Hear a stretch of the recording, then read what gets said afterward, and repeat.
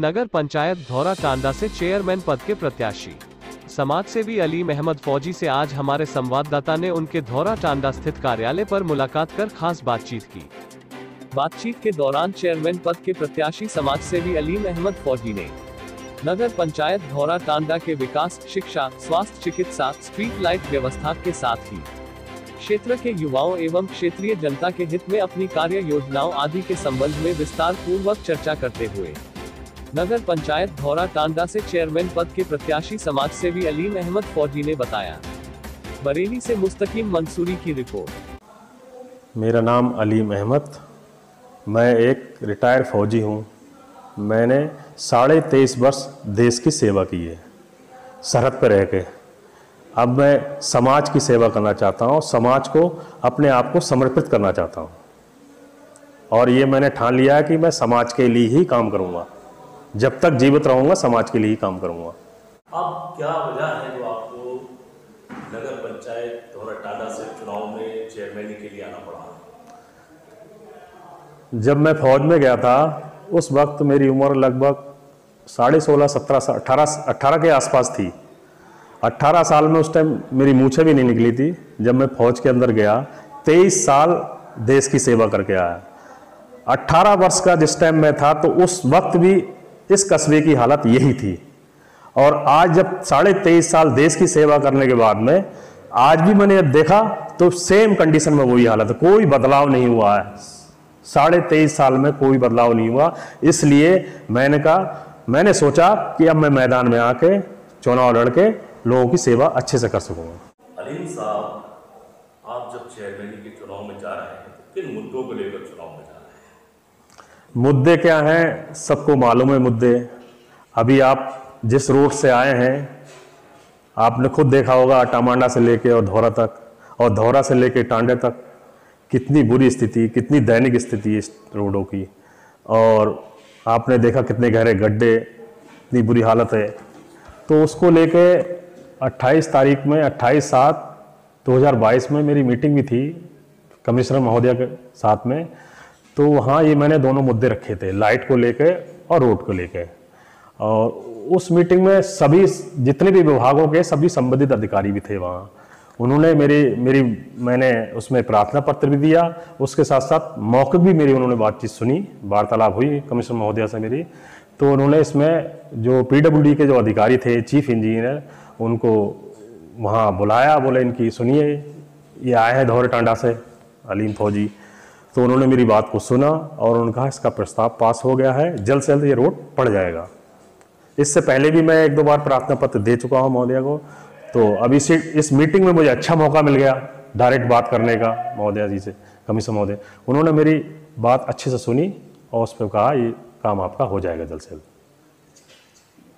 और बिजली को लेके जो अभी गर्मी का माहौल था, अभी तो थोड़ी थोड़ी बारिश हो रही है, गर्मी की बहुत ज़्यादा गर्मी थी तो रात में 10-10 वाट टिप हो रही है, लाइट जा रही है, फला जगह का तार टूट रहा है, आज फला वाट का तार टूट गया, फला इंडस्ट्रियल भी उससे परेशान थी। इंडस्ट्रियल को भारी नुकसान होता है जब लाइट बार बार जाती है उससे। तो ये भी मैंने मुद्दा वहाँ उठाया। वहाँ मुख्य अभियंता भी थे, AC साहब भी थे, उनसे बातचीत मेरी डायरेक्ट हुई। तो उन्होंने कहा ये काम 1-2 तारीख तक हम आपका फीडर वेरिफिकेशन जो है 1-2 तारीख तक हम जल्दी आपको उसको अलग कर देंगे ताकि जो राइस मिल को दिक्कत ना हो और पब्लिक का जो धौरा टांडे का फीडर अलग रहेगा। देखिए यहाँ मेरा जो इलेक्शन लड़ने का मेन मकसद है विकास को लेके।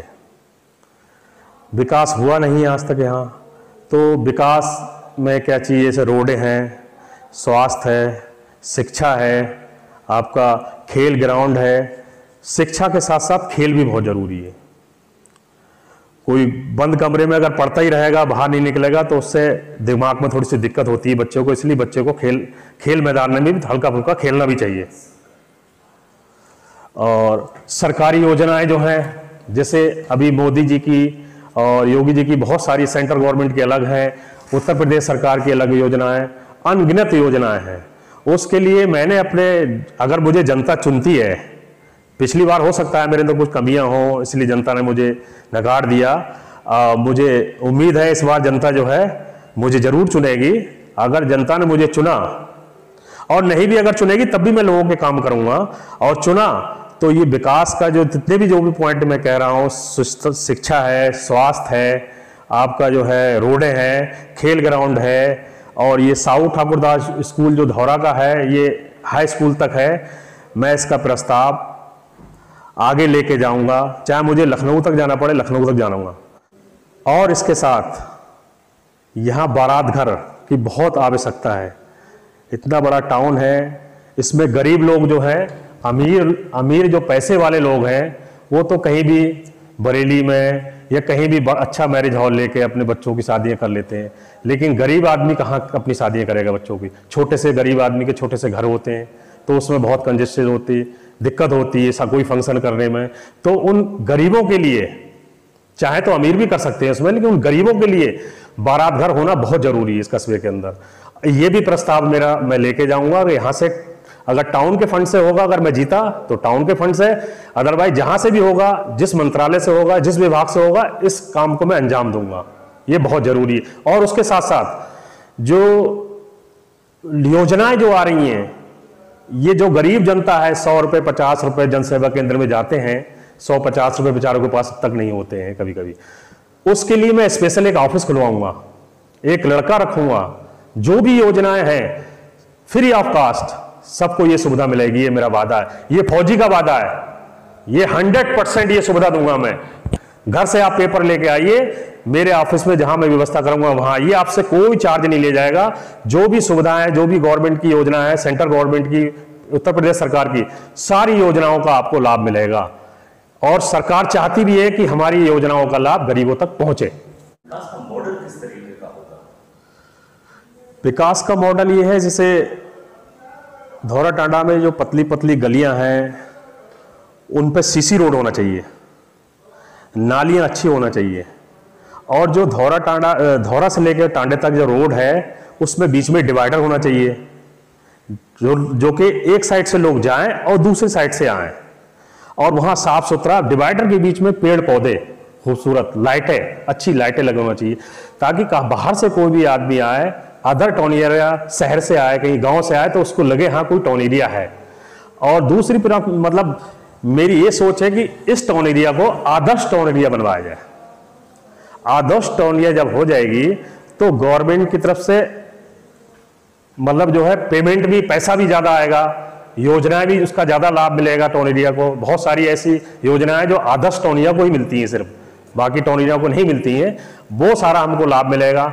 और उसके साथ साथ मेरे दिमाग में एक चीज और आई है कि यहाँ लोग मेहनत करते हैं, कारोबार से जुड़े हुए हैं, तो इनके लिए एक पार्क वगैरह बढ़िया होना चाहिए, और रोड के साइड में पटरी होना चाहिए दोनों साइड से, जो सुबह को लोग वॉकिंग कर सकें। नमाज के बाद में सुबह अगर कोई घूमना जा रहे हैं, घूमने की इच्छा है किसी को हो रही कि सुबह, कोई शुगर के पेशेंट है बेचारे चाहते हैं कि हम सुबह घूमने निकले, तो कहीं ऐसी जगह नहीं है जिससे जो लोग घूम सकें, इसलिए रोड के साइड में पटरी रोड होना चाहिए, ताकि साफ सुथरा उस पर सफाई के साथ लोग आराम से घूमें, उस पर उनको लगे वॉकिंग करें, अपनी सेहत का ख्याल रखें। तो शिक्षा के लिए आपकी क्या कार्य योजना है, क्या करना चाहते हैं?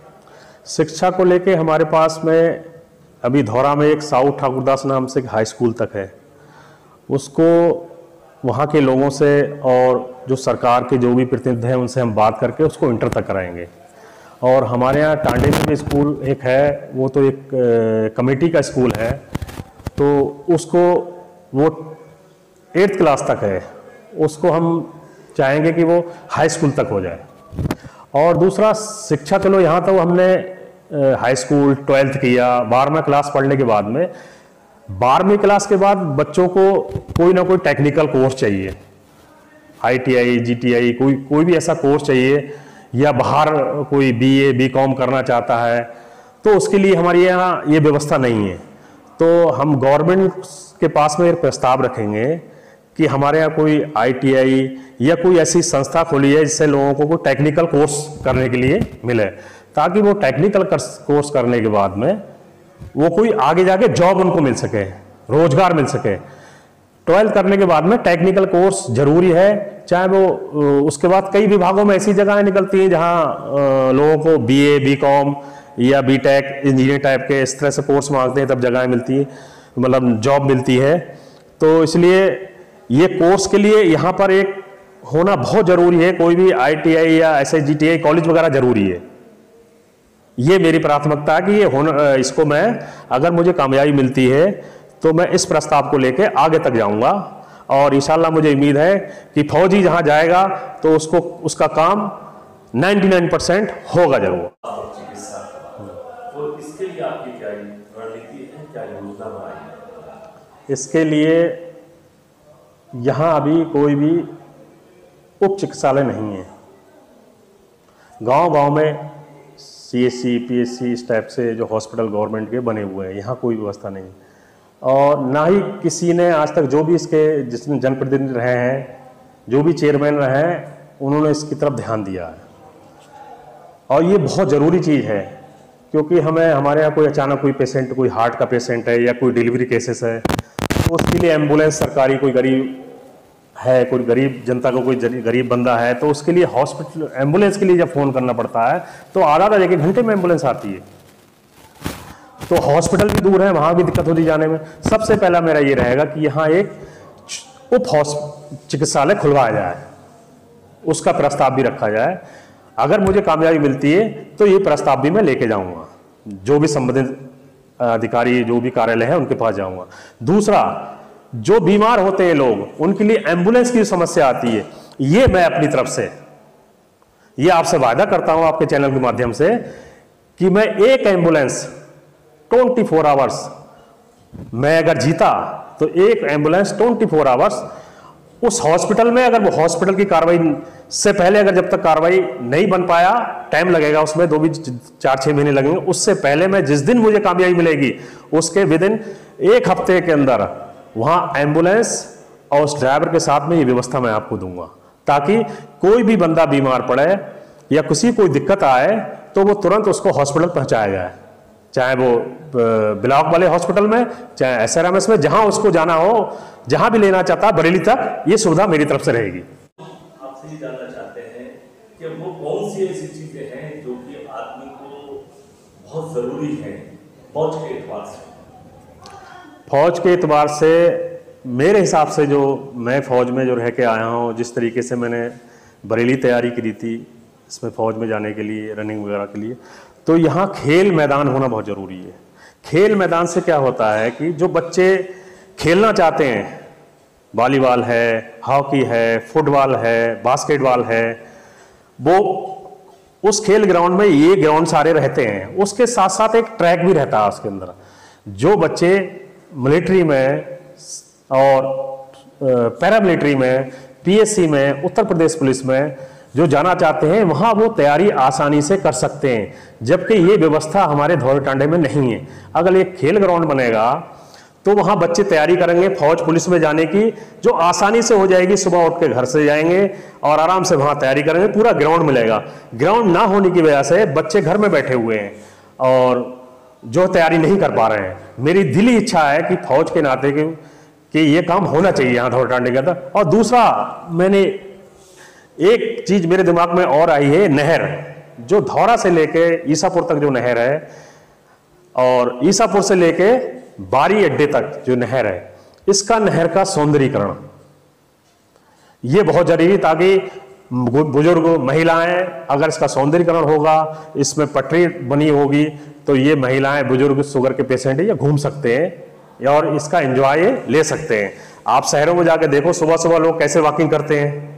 यहाँ कोई व्यवस्था ही नहीं, इसलिए लोग वॉकिंग करने निकलते नहीं, नमाज पढ़े और सो जाते हैं लोग।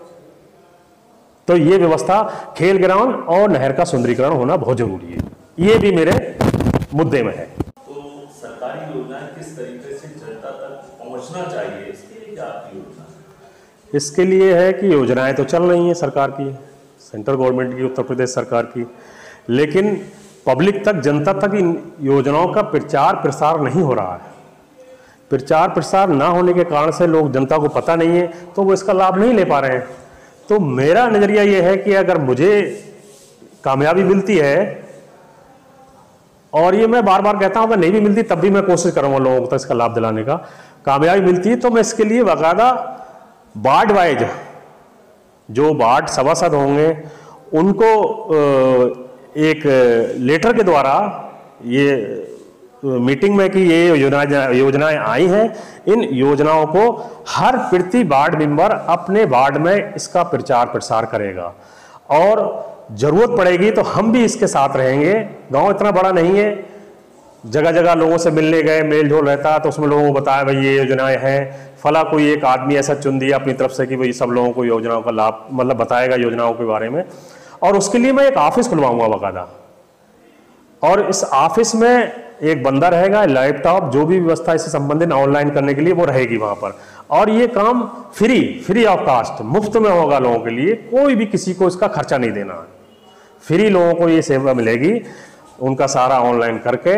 और जो व्यवस्था है, जहां हमारी सिग्नेचर की अगर हमें कामयाबी मिलती है, हमारी साइन की कहीं जरूरत होगी तो हम बेधड़क लोगों को योजनाओं दिलाने के लिए उसके लिए हम तुरंत कार्रवाई करेंगे।